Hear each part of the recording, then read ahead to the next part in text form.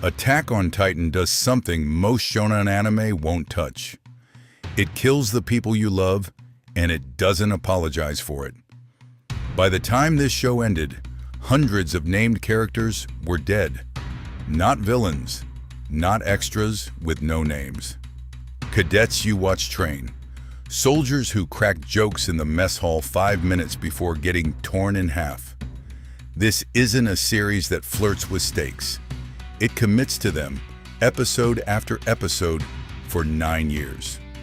Let's talk about why that matters, and why it's the thing that actually makes this show great. The tone gets set almost immediately. Eren's mother dies in the first episode, eaten in front of him while he's physically restrained from helping her. That's not a twist. That's a promise. The show is telling you right there that nobody is protected by plot armor just because you like them. Then comes Trost.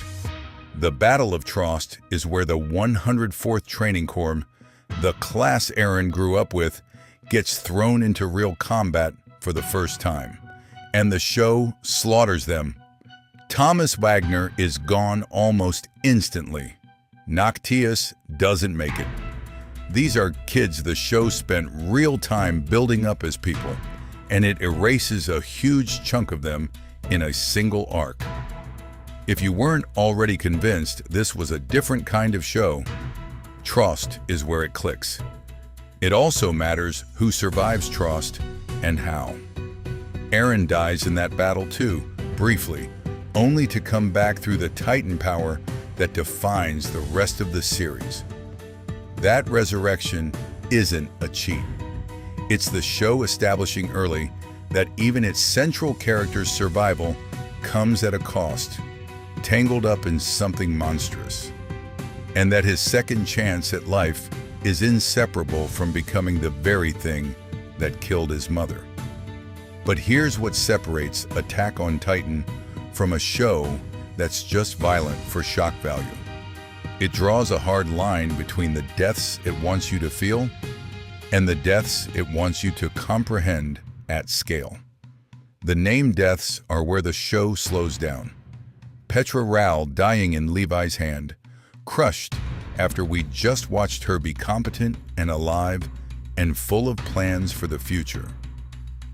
Erwin leading the suicide charge at Shiganshina, giving a speech about dedicating hearts before riding directly into a Titan's mouth, because he understood that his death was the price of getting the truth out. These moments get music, get silence, get lingering shots. The show wants you to sit in the loss. The Levi Squad deaths as a whole deserve their own mention here. Oluo, Eld, Gunther, Petra, all wiped out by the female Titan in a single sequence, and the show doesn't rush past it. It lingers on their bodies, on Levi's face as he processes what he's looking at, and on the fact that these were people he trained and trusted, gone in minutes.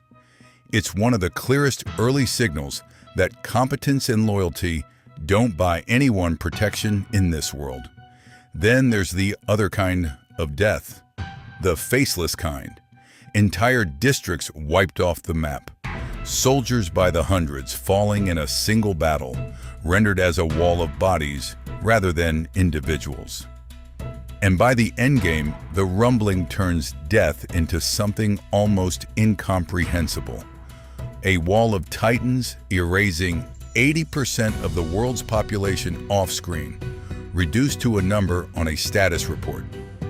That contrast is the whole trick.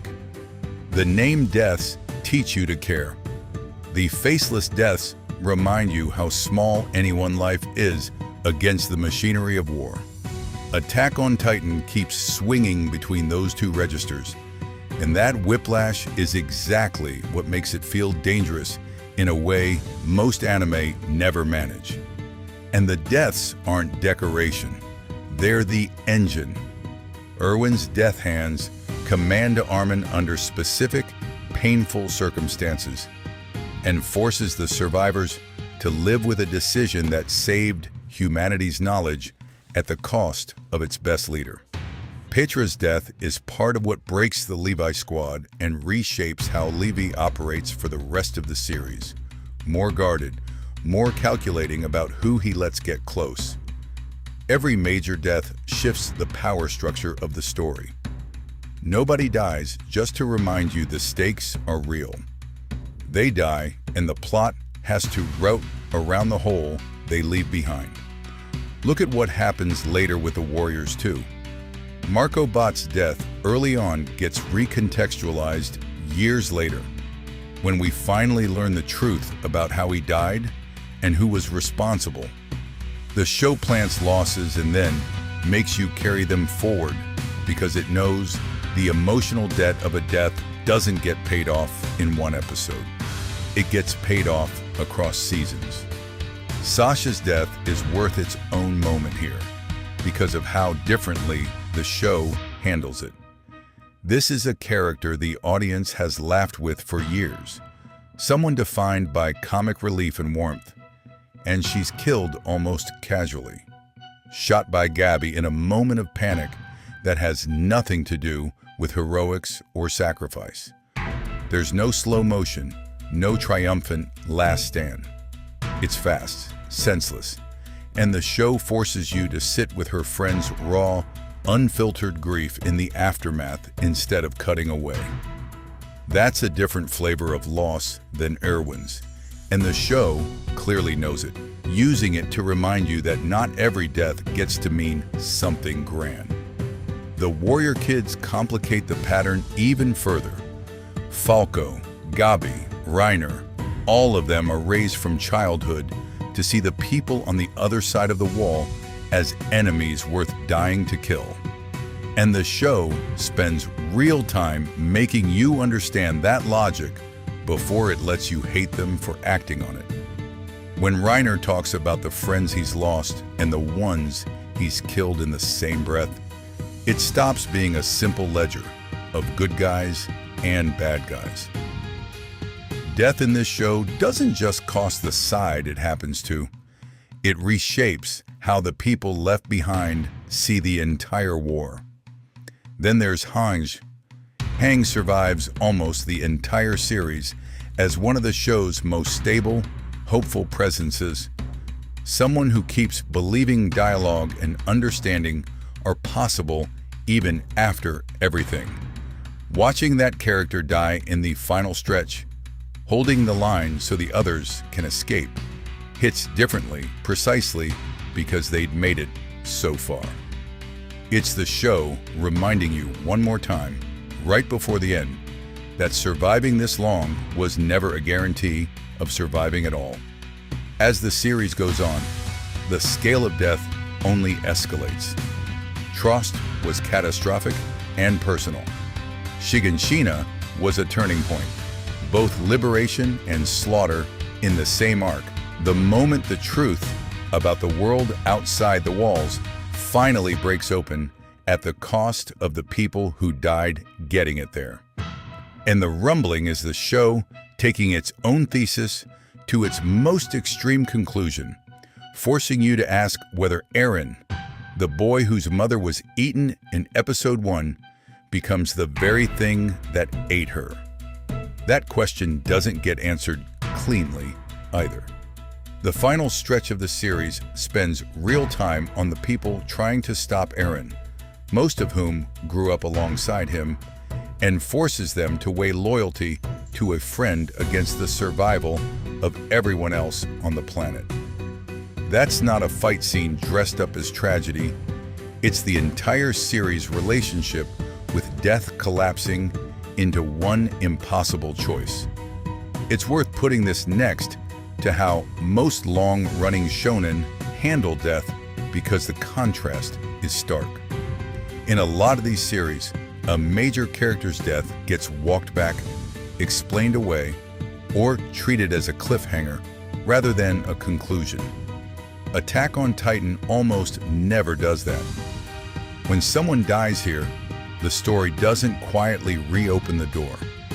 That scarcity is what makes every single death land with weight, because the audience genuinely doesn't know going into any given episode who's walking out of it.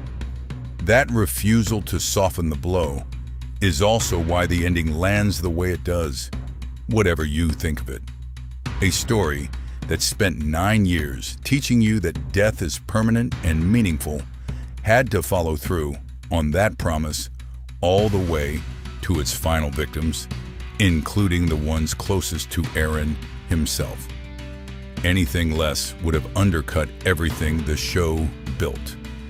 That's why, now that the series has actually wrapped, it's worth looking back at the full shape of it. This isn't a show that kills characters to manipulate you in the moment. It's a show that uses death as its central language from the first episode to the last, and never once lets you get comfortable. There's also a generational angle to all of this that's easy to miss on a first watch. So much of the death in this series comes from children inheriting a war they didn't start. Eren's generation dies fighting a conflict that began with choices made by people like Grisha Yeager and the leadership of Marley decades earlier.